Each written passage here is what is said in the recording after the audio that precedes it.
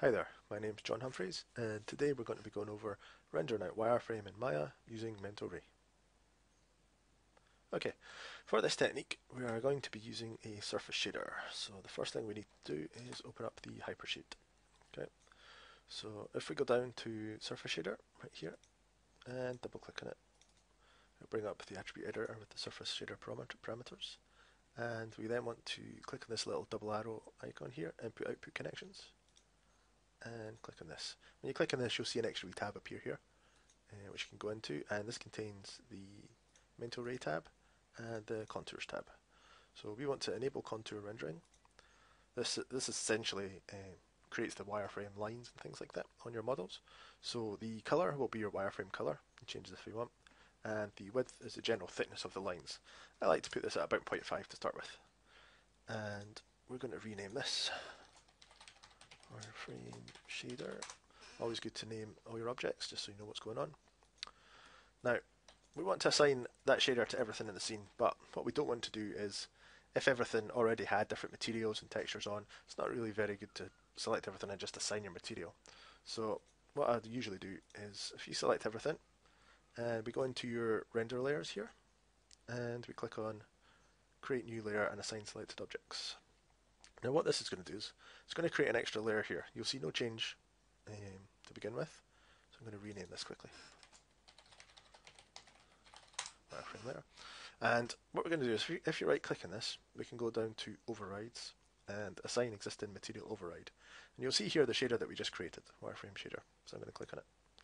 Now you'll notice instantly everything goes black. I've got wireframe 1 shaded on, but if we switch this off, it looks like your scene's black and there's nothing there. Don't worry, your objects are still there. They're just black at the moment. So by using this render layer, essentially it just assigns anything in this layer your material that you assigned here for rendering. And once you're done with that, you can click back on the master layer and everything will be back to normal.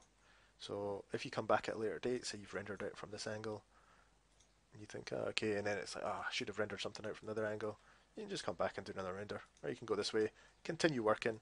When you want to do another wireframe later on in the day or something, just swap back to this layer. Easy as that.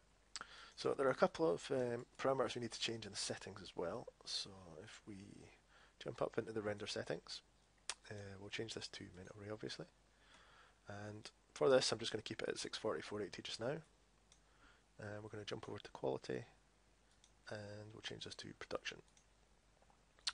Now we also need to jump into features, and if we scroll down, there's a little contours one, it's always closed at the bottom here. So if we open this up and enable contour rendering, we enabled the contours in the shader, so now we need to enable it in the render settings for it to actually have any effect. The oversample generally just softens out the lines so they're less jaggy. I normally just crank this up to 3, doesn't really make too much difference to render time, gives you much nicer lines.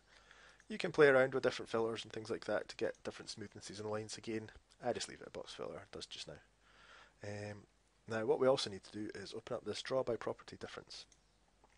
This allows us to detect exactly what lines that we want to be rendering.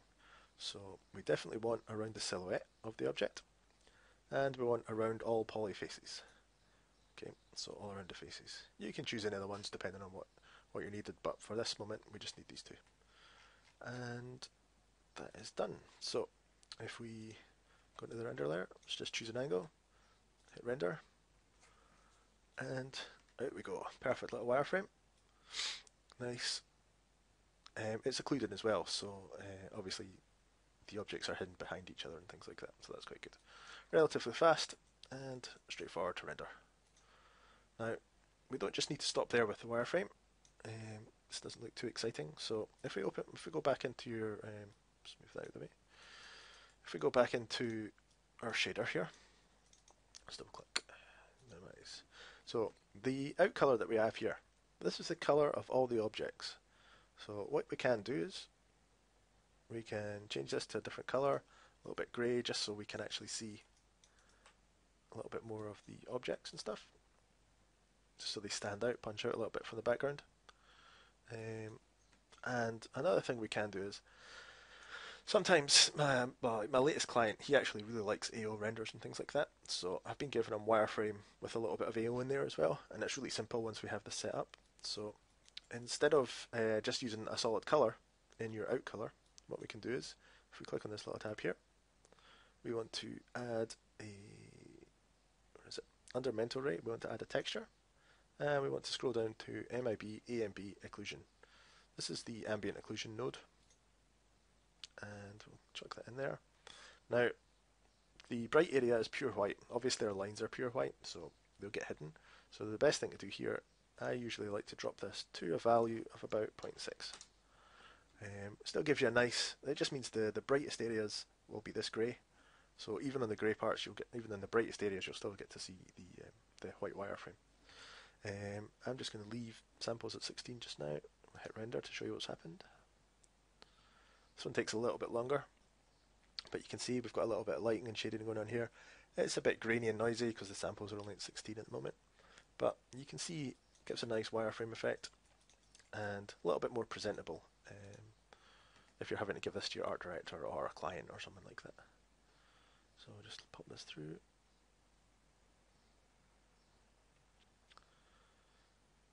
So you can see the grain is still in here. I'll do a render in a second. I'll up the samples. But it gives a slightly nicer look. You can see the shape and the form a little bit better. Helps punch out some of the details. Let's keep this one. So that took 18 seconds. Let's pop this up to about 64. And we'll do another render.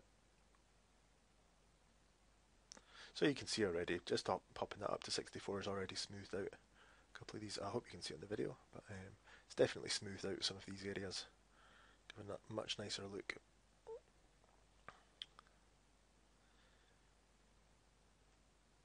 Yeah, much better. I don't think, just for these, just because they're small, quick presentation ones, I wouldn't go above 64. So that was 27 seconds, and that was 18. You should be able to see the big jump in the grain difference. But yeah, so once you've done that, obviously you just change back to your master layer, and then you can continue to work, do whatever you want.